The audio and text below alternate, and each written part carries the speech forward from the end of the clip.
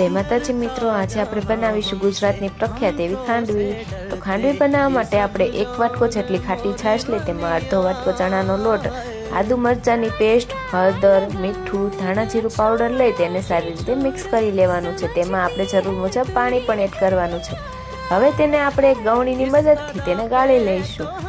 એક વાસણમાં આપણે તે બેટર તૈયાર કરેલું છે તેને આપણે ગરમ થવા મૂકી દઈશું। તેને તવીથાની મદદથી આપણે જ્યાં સુધી બેટર આપણું ઠીક ના થાય ત્યાં સુધી તેને હલાવતું રહેવાનું છે। ત્યારબાદ આપણે તેને એક થાળી લઈશું ને તેને તવીથાની મદદથી સારી રીતે ફેલાવી લઈશું। તે ફેલાઈ ગયેલું બેટર છે તેને આપણે થાળી સાથે આપણે તેને 10 મિનિટ સુધી ઠંડુ થવા મૂકી દેવાનું છે। ઠંડુ થયા બાદ આપણે તેને ચાકુની મદદથી લાંબી સ્લાઇડમાં કટ કરીશું અને તેનો રોલ વાળી લઈશું।